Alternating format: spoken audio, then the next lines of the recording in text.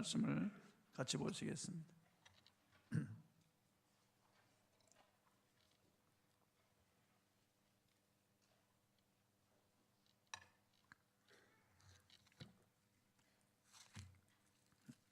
누가복음 2장입니다.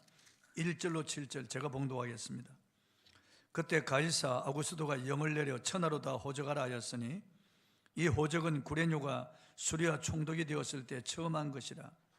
모든 사람이 호적하러 각각 고향으로 돌아가매 요셉도 다윗의 집 족속이므로 갈릴리 나사렛 동네에서 유대를 향하여 베들레헴이라 하는 다윗의 동네로 그 약혼한 마리아와 함께 호적하러 올라가니 마리아가 이미 잉태하였더라. 거기 있을 그때 해산할 날이 차서 첫 아들을 낳아 강보로 싸서 구유에 뉘었으니 이는 여관에 있을 곳이 없음이르라. 아멘.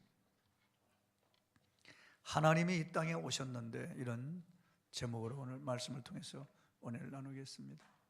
하나님이 이 땅에 오셨는데, 구자학 씨라고 하는 감리교 목사님이 또로또 곡에다가 이 복음적인 가사를 붙여서 춤을 추면서 노래를 불러서 이 유명한 그런 곡이 되었는데요. 그 곡이라든지 아니면 춤은 좀 경망스럽지만 그 가사는 아주 복음적인 그런 가사입니다. 이렇게 되어 있습니다. 아따 참말이여 믿을 수 없겠는디 하나님 인간이 되셔 이 땅에 오셨다고. 아따 참말이여 믿을 수 없겠는디 하나님 날 위해서 대신 죽어주셨다고. 이리저리 사방팔방 둘러봐도 어디가 이쁜 구석이 있어서 하나님이 친히 찾아오셔서 그 목숨을 내준단 말이요. 근디 참말이요 성경에 써있던디. 사실입니다. 천지를 창조하신 그분이 사람이 되어서 이 땅에 오셨습니다. 어마어마한 사건입니다. 천지 창조보다 더 큰 사건입니다. 지존하신 하나님의 아들이 죄인을 구원하시기 위해서 자기를 비워 죄인들이 있는 세상으로 내려오셨습니다. 사람의 모양으로 나타나시고 사람의 출산 방법을 통하여 핏덩어리로 세상에 태어나셨습니다. 본문은 하나님이 사람이 되어 이 땅에 오신 그 예언이 이루어진 사실을 기록을 하고 있습니다. 에덴 동산 아담과 하와 앞에 하나님은 메시아를 보내주시는데 여인의 후손으로 보내주시겠다고 약속하셨습니다. 과연 여인의 후손으로, 남자 없이 여자의 후손으로 이 세상에 오셨습니다. 아브라함의 자손으로 유다 지파의 다윗의 가문으로 보내주신다고 약속했는데 과연 다윗의 가문에 보내주셨습니다. 이제 바야흐로 창세기에서부터 말라기까지 하나님께서 예언한 모든 예언이 이루어지고 인류 역사의 여명이 밝아오는 사건이 다가오고 있습니다. 하나님의 아들이 이 땅에 태어난 것입니다. 하나님의 아들의 탄생은 로마의 가이사 아구스토 황제가 통치하던 때였습니다. 마크 안토니우스를 죽이고 왕이 된 아구스토 황제의 본명은 옥타비아누스입니다. 이 아구스토 황제가 로마 제국의 기반을 튼튼히 하기 위해서 로마가 다스리는 모든 지역에 거주하는 사람들을 본적지에 가서 호적하라고 명령을 내렸습니다. 본문 1절 2절을 한번 읽어보겠습니다. 시작. 그때 가이사 아구스토가 영을 내려 천하로 다 호적하라 하였으니 이 호적은 구레뇨가 수리와 총독이 되었을 때 처음 한 것이라. 황제가 호적령을 내린 것은 효과적으로 인두세를 거두기 위해서입니다. 혹시나 세금을 징수하는데 누락된 사람이 있을까 봐서 인구조사를 하도록 한 것입니다. 그래서 요셉은 다윗의 집 자손이기 때문에 다윗의 본적지인 베들레헴에 가서 호적을 하게 되었습니다. 요셉이 살던 동네는 나사렛입니다. 갈릴리 나사렛에서 베들레헴까지는 130km 정도 떨어져 있습니다. 그래서 만삭이 된 자기 아내를 데리고 그 먼 길을 여행을 해서 가는 게 쉽지 않습니다. 그러나 그 베들레헴으로 호적하러 가게 되었습니다. 본문 3절에서 5절 한번 읽어보겠습니다. 시작. 모든 사람이 호적하러 각각 고향으로 돌아가며 요셉도 다윗의 집 족속이므로 갈릴리 나사렛 동네에서 유대를 향하여 베들레헴이라 하는 다윗의 동네로 그 약혼한 마리아와 함께 호적하러 올라가니 마리아가 이미 잉태하였더라. 그래요. 마리아가 베들레헴으로 가는데 요셉과 마리아가 베들레헴으로 가는데 이 베들레헴에서 메시아가 태어나는 것입니다. 이것은 이미 구약에 예언되어 있습니다. 메시아가 유대 땅 베들레헴에 태어날 것이라고 미가 선지자를 통해서 예언한 그 예언이 이제 이루어지는 것입니다. 미가서 5장 2절을 한번 읽어보겠습니다. 시작. 거기 있을 미가서 5장 2절 한번 시작. 베들레헴 에브라다야, 너는 유다 족속 중에 작을지라도 이스라엘을 다스릴 자가 내게로 나올 것이라. 그의 근본은 상고의 영혼에 있느니라. 자, 이 베들레헴에서 태어날 이 아기의 근본이 상고의 영혼에 있다. 상고의 영혼이라고 하는 말, 하나님께만 붙이는 말이에요. 우리 인간은 이 땅에서 만들어집니다. 우리 인간의 주소는 이 땅이에요. 그러나 이 아기, 베들레헴에 태어난 이 아기의 근본은 상고 영혼, 하나님이라고 말이에요. 하나님이라고. 전능자 하나님에게만 사용하는 상고 영혼, 이분의 근본이 하나님이다. 로마 황제는 제국의 이익을 위해서 호정령을 내렸지만은 하나님은 그것을 이용하셔서 구원의 역사를 이루시는 겁니다. 그냥 두면 그 갈릴리 나사렛에서 예수님이 태어나야 되겠죠. 그런데 구약의 그 예언을 이루기 위해서 이제 로마 황제를 이용해서 그 황제가 호정령을 내림으로 어쩔 수 없이 요셉과 마리아는 베들레헴으로 향하여 갑니다. 요셉과 마리아는 그 미가서에 있는 말씀을 염두에 두고 간 것이 아니에요. 누구나 다 호적해야 되기 때문에 어쩔 수 없이 만삭이 된 아내를 데리고 호적하러 가는 거예요. 그래서 베들레헴에서 와서 거기서 아기를 낳았는데 이제 그 말씀이, 구약에 있는 말씀이 이루어졌다고 말이에요. 그래서 하나님은 구원 역사, 하나님의 말씀을 이루기 위해서는 이런 이방 로마 황제를 이용하기도 하고 권세자들을 이용하기도 한다는 것은 성경에 이미 다 기록이 되어 있습니다. 하나님은 동물의 본능까지 제어하셔서 하나님께서 하신 말씀을 이루시는 것을 볼 수 있습니다. 구약 민수기에 보면은 발람이라고 하는 거짓 선지자가 모압 발락이 이스라엘을 저주해달라고 하는 청탁을 받고 그 탐심을 가지고 나귀를 타고 갑니다. 하나님이 가지 말라고 했는데도 탐심 때문에 나귀 타고 가는 거예요. 그런데 나귀가 가다 보니까 저 앞에 빛나는 옷을 입은 천사가 칼을 들고 길에 서 있는 것을 보았습니다. 그래서 나귀가 놀래가지고 밭으로, 길로 가지 못하고 밭으로 들어가서 막 담벼락에 비비면서 가니까 이 발람의 이 다리가 담벼락에 막 부딪히니까 발람이 채찍을 가지고 나귀를 막 때립니다. 미쳤나 이놈이, 왜 길이 아닌 곳으로 들어오고 있어. 막 때리니까 나귀가 갑자기 발람을 바라보면서 내가 당신을 모시고 온 길에 이렇게 한 것을 보았습니까? 나귀가 갑자기 말을 하는 거예요, 여러분. 발람이 얼마나 놀랬겠어요. 하나님은 이 미친 선지자를 깨우치기 위해서 말이죠, 이 나귀로 하여금 말을 하도록 한 거예요. 발람은 영적으로 눈이 어두워서 천사를 보지 못했지만 이 짐승 나귀는 그 천사를 보한 겁니다. 그래서 나귀가 놀래서 밭으로 가서 이제 길이 아닌 곳으로 가고 있는데 발람은 그걸 모르는 거예요. 하나님은 이 나귀를 통해서 이 발람을 경고하는 것을 볼 수가 있습니다.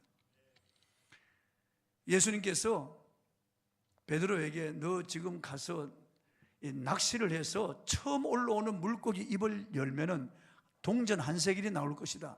그것으로 너와 나의 성전세를 내어라. 왜냐하면 성인 남자들은 1년에 반세기씩 성전세를 내야 되거든요. 그래서 베드로 가서 낚시를 던졌는데 처음 올라오는 물고기 입을 열어보니까 동전 한 세겔이 들어있는 거예요. 너무 놀랍잖아요, 여러분. 아니 수천억만 마리의 그 물고기 가운데 동전 한 세겔을 삼킨 물고기가 있었습니다. 그 물고기가 그런데 베드로의 낚시에 정확하게 걸리도록 하시는 하나님이, 이게 얼마나 놀라운 일입니까, 여러분? 그 말씀을 이루기 위해서 주님은 이렇게 상상할 수 없는 그런 일들을 동원하시는 거예요.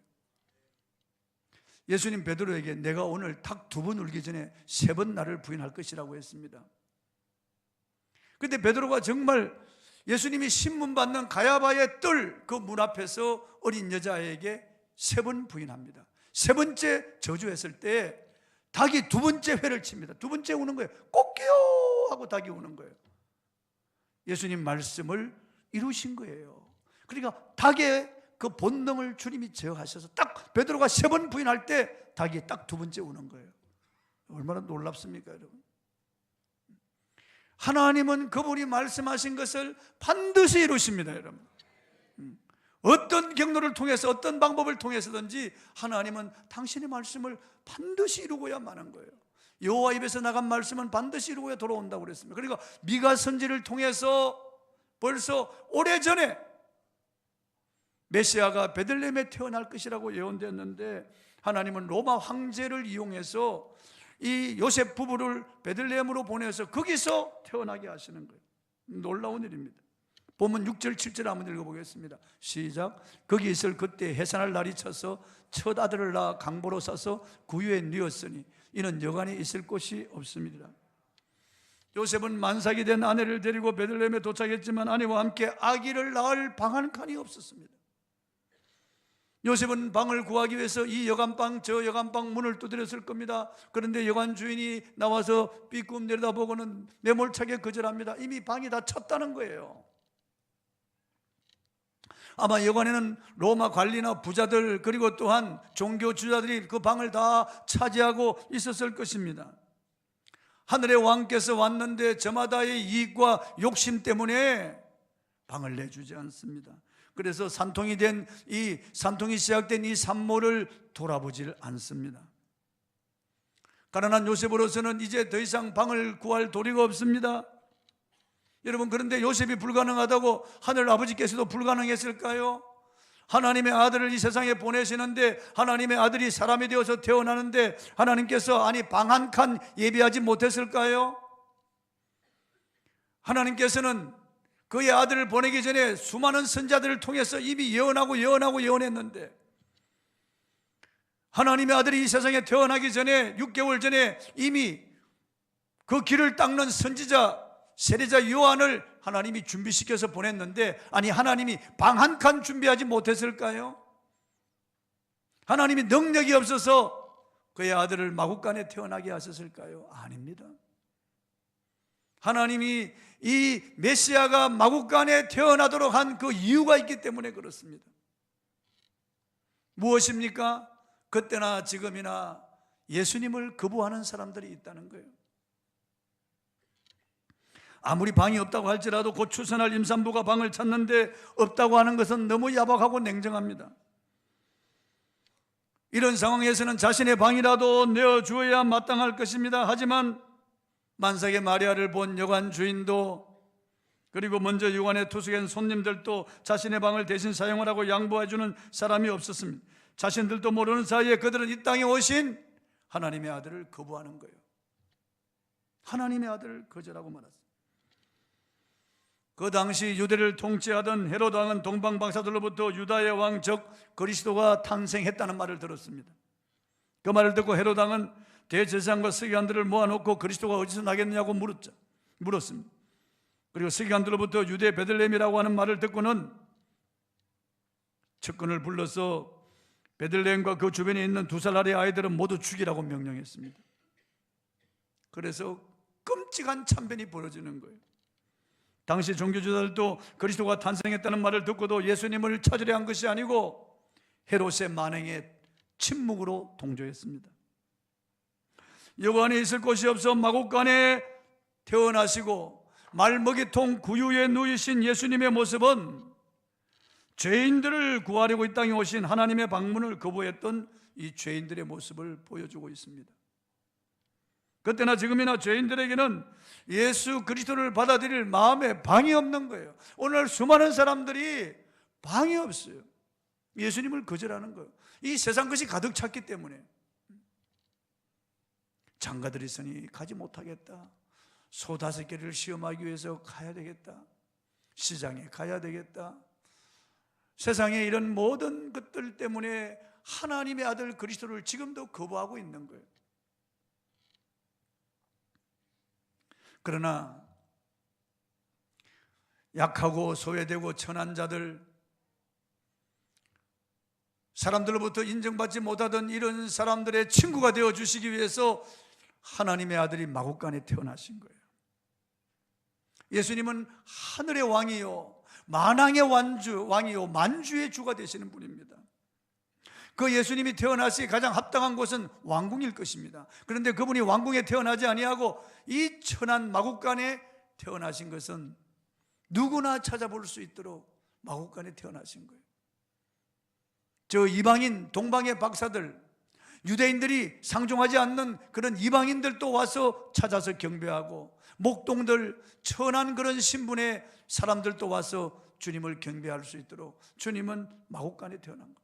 아마 왕궁에 태어났으면 아마 어리어리하고 화려하고 굉장한 그런 건물 안에 태어났다면 이방인들이 들어가지 못했을 겁니다.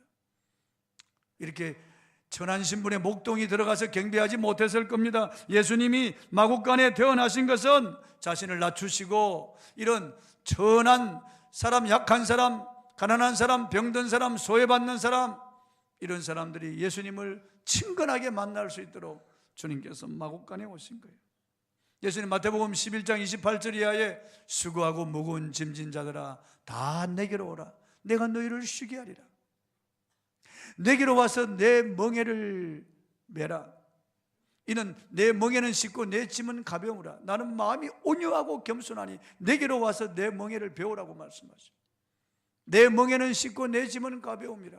온유하고 겸손하신 분이기 때문에 누구나 찾을 수 있습니다. 아무리 가난한 사람도, 아무리 약한 사람도, 천대받는 사람도, 소외당한 사람도, 병든 사람, 억울하고 원통한 사람들도 예수님을 찾아올 수 있습니다. 언제라도 어느 때든지 누구든지 예수님을 만날 수 있습니다. 만나기를 원하는 마음만 있으면 누구든지 만나는 거예요. 누구든지. 문둥병자도 만나고, 헬루증을 앓던 여인도, 수르보니게 여인도, 누구다도, 삭개오도 누구다 다 만나는 거예요. 사람들이 다 죄인이라고 수군거리고 손가락질하고 비방하고 상종하지도 않고 사람들이 다 침을 뱉는 이런 사람들이 다 예수님을 만나는 거예요. 갈릴리의 천한 사람들, 가난한 사람들 다 예수님을 따르는 거예요.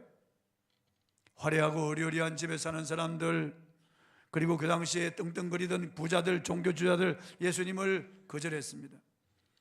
그러나 예수님은 낮고 천한 곳에 오셔서 이렇게 가난하고 소외된 자들의 친구가 되어주시고 그들 안으신 거예요.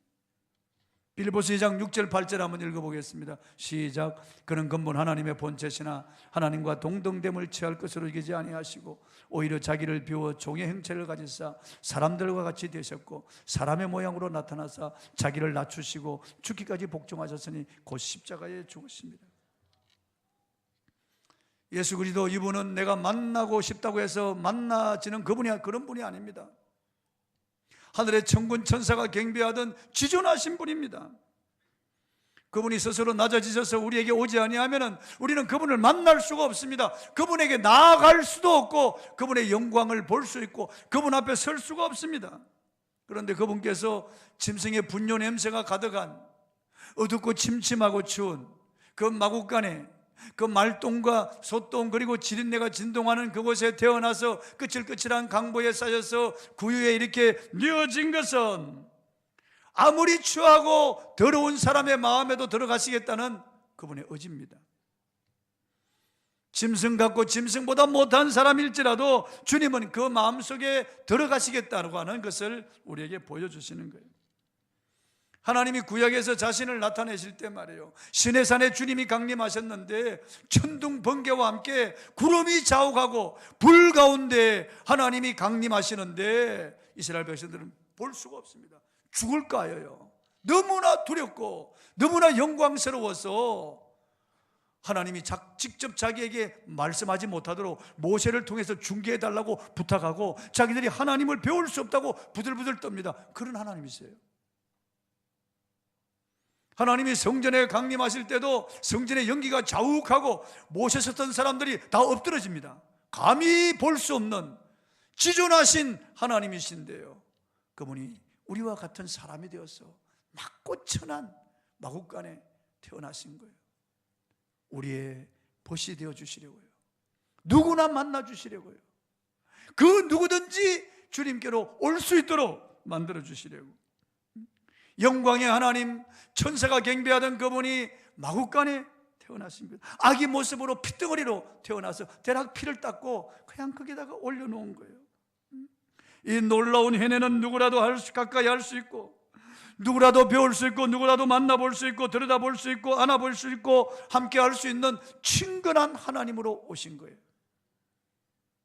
우리 가운데 아직 이분을 만나지 못한 분들이 있습니까? 인격적으로 아직 이분을 만나지 못한 분들이 있습니까? 당신이 이분을 만날 수 있고, 교제할 수 있고, 이분의 이 아름다움을 볼 수 있고, 이분의 이 영광스러움을 배울 수 있습니다. 이분과 교제할 수 있습니다. 왜 마음을 닫아놓고 방이 없다고 하십니까? 무엇 때문에 문을 열어주지 않습니까? 이분을 환영하면 이분은 들어오시는데요, 방이 없다고 문을 걸어 잠그고 있으면 이분이 들어오실 수가 없잖아요. 이분을 박대해서는 안 돼요. 예수 그리스도 우리를 향하여 내가 너에게 거할 방이 있는가 이렇게 묻고 계시는 거예요.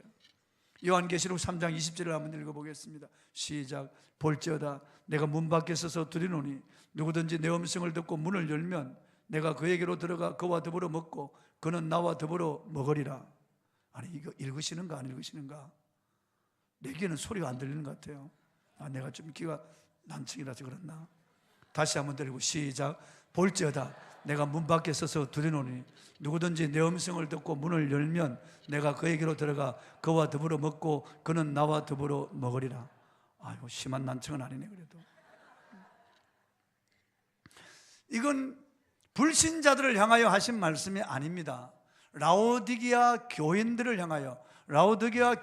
향하여 주님이 말씀하신 것입니다. 왜냐하면 그들은 믿는다고 하면서 예수님을 밖에 세워놓고 있는 거예요. 자기들이 믿는다고 하는 종교인, 기독교인이라고 하는 이름을 가졌지만 껍데기뿐이에요. 그들 인생 안에 예수님이 주인이 아니에요. 그들은 예수님과 교제하지 않습니다. 그들은 예수님을 영화롭게도 하지 않고 그들은 예수님과 함께 동행하지도 않습니다. 그 인생에 예수님이 주인이 되어주지 않고 왕이 되어 있지 않습니다. 그들의 인생은 여전히 그들의 것입니다. 그들은 형식적이고 종교적인 그런 사람들이에요. 그래서 그들은 자기 인생에 예수님이 주인으로 들어오는 걸 환영하지 않습니다. 불편하게 생각하는 거예요. 부담스럽게 생각하는 거예요. 가끔 주일날 와서 이렇게 종교 의식만 치르면 되지. 어쩌다가 한번 급할 때 예수님 부르면 되지. 아니, 그분이 내 안에 들어오는 건 싫습니다. 이분이 내 삶을 그렇게 지배하는 것, 아이고, 나 그거 불편합니다. 싫습니다. 예수님과 교제 안 해도 좋으니까 그분이 나를 간섭하고 나를 불편하게 하는 것, 세상 즐거움, 세상 재미 보지 못하게 막는 것 같아서 싫습니다. 내 마음대로 못하고 내 주장대로 못하고 내가 끌려다닐 것 같으니까 내가 불편합니다. 그냥 예수님은 그냥 종교적으로 내 밖에 계십시오. 가끔 내가 이렇게 예배 드리겠습니다. 가끔 내가 필요하면 부르겠습니다. 이게 라오디게아 교인들의 모습이었다고. 그래서 주님께서 이 기독교인이라고 하는 이름을 가졌지만 사실은 그리스도의 능력을 제한하고 있는 이 사람들을 향하여 볼지어다 내가 문 밖에 서서 두드리노니 누구든지 내 음성을 듣고 문을 열면 내가 그에게로 들어가 그와 더불어 먹고 그는 나와 더불어 먹으리라고 그럽니다. 여러분, 오늘도 주님은 우리 안에 들어오셨어. 내 인생 안에 들어오셨어. 나와 함께 더불어 먹고 마시기를, 교제하기를 원하신다 그 말이에요. 예수님은 내 인생 속에 들어오셔서 내 삶을 주도적으로 인도해 가시기를 원하시는 거예요. 여러분, 혼자 살아가 보세요. 얼마나 힘듭니까 여러분? 남편과 아내도 같이 살지만은 사실은 엄격히 말하면 우리는 홀로 인생을 살아가는 거예요. 내가 배고플 때 남편이 대신 밥을 먹어줄 수 없는 거예요. 내가 잠을 자지 못할 때 남편이 대신 자줄 수가 없는 거예요. 내가 몸이 아파 고통스러울 때 남편이 대신 아파줄 수가 없고, 내가 죽을 때 아내가 따라 죽을 수도 없는 거예요. 인생은 철저히 홀로입니다. 내가 내 인생을 걸어가는데 내가 이 험한 인생길, 오르막길, 비탈길, 가시밭길, 그리고 캄캄한 길 한 번도 가보지 않은 내 인생의 미래가 펼쳐지는 이 길에 어떤 일이 일어날지 모르는데, 오늘 이 세상이 이렇게 험하고 죄가 많은 세상이고 끔찍한 그런 세상인데 나와 내 자녀들 어떻게 나 혼자 인생길을 살아갈 수 있겠습니까? 내가 내 인생의 주인이니까 내가 결정한다고요? 천만에요. 주님이 내 안에 들어오시면 얼마나 영광스러운지 알 수 없습니다. 주님과 만나서 사귐을 가지는 것이 얼마나 행복한지 알 수 없습니다. 주님의 기쁨이 나의 기쁨, 주님의 지혜가 나의 지혜, 주님의 능력이 나의 능력, 주님께서 내 길을 지도하시는데 주님과 함께 걸어가는 이 길이 얼마나 행복한지, 얼마나 감사한지, 얼마나 뿌듯한지, 얼마나 힘이 있고 얼마나 영광스러운 길인지 알 수 없습니다. 그런데 주님을 밖에 세워놓고 거부하는 거예요. 이 베들레헴의 사람들처럼 예수님을 거부하고 있는 거예요. 라오디게아 교인들처럼 예수님을 거부하고 있는 거예요. 그래서 주님은 오늘도 방을 구하는 거예요. 문을 열어달라고 방을 구하는 거예요.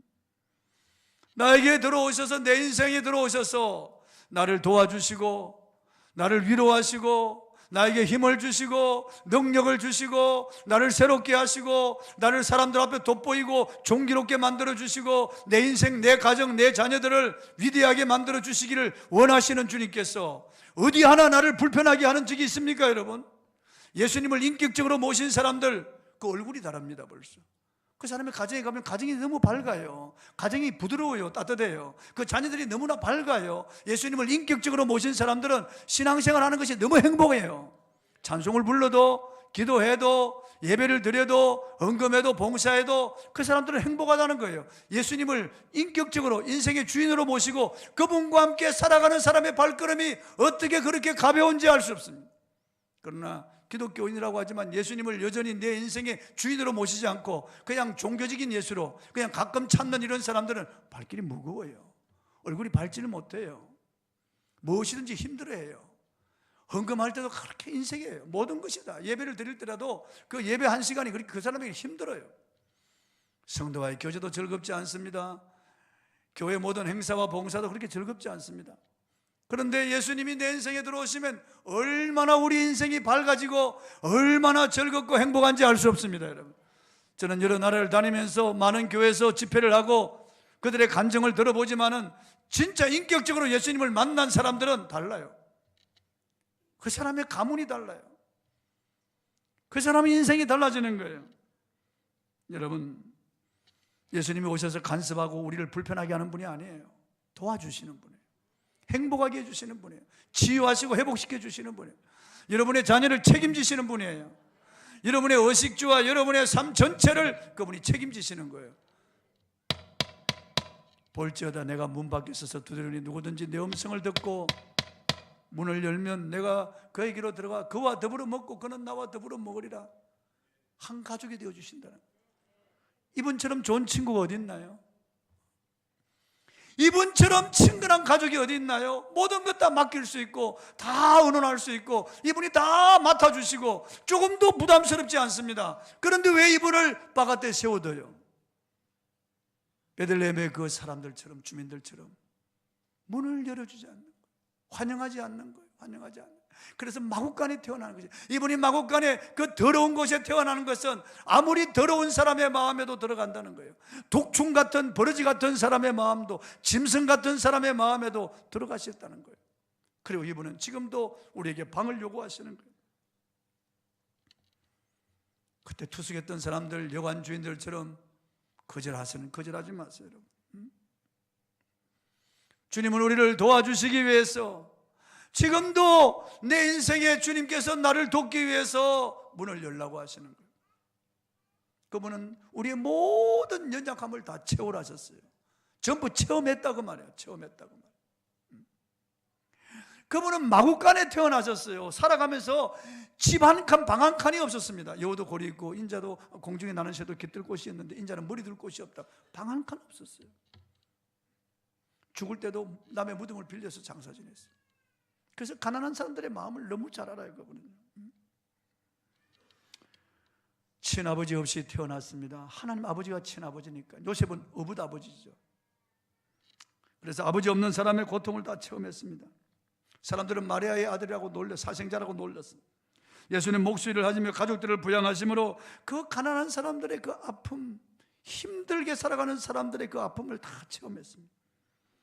예수님은 식민지 백성으로 태어나서 식민지 백성들의 아픔을 다 체험했습니다. 예수님 배고픔과 목마름을 다 체험했습니다. 내가 목마르다, 행로에 피곤해서 앉아서 다 체험했습니다.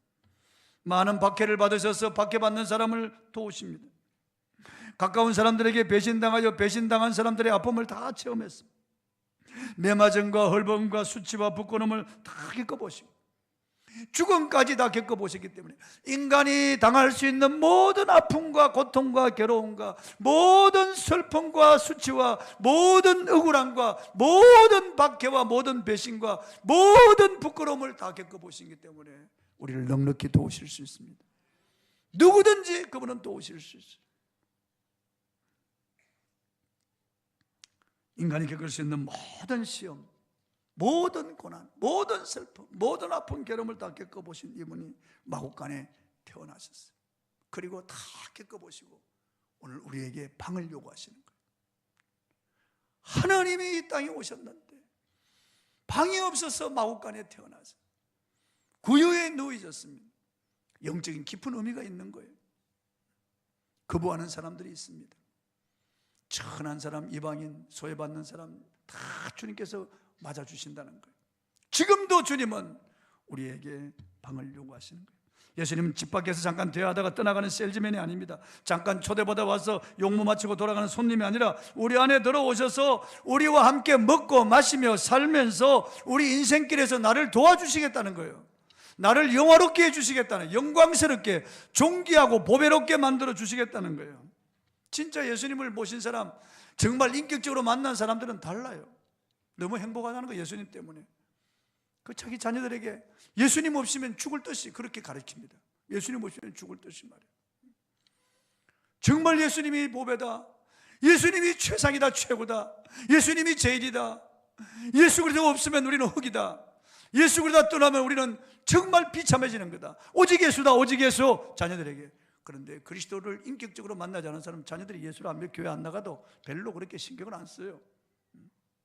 기도한다고 하지만 별로 그렇게 목을 매달아 놓지 않습니다.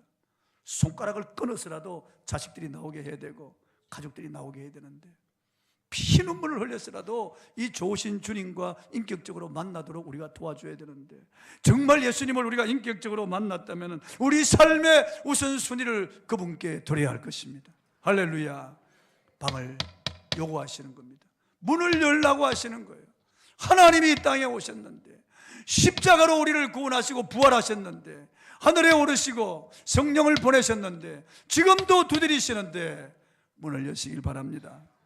인격적으로 주님을 모셔드리시길 바랍니다. 그분을 환영하십시오.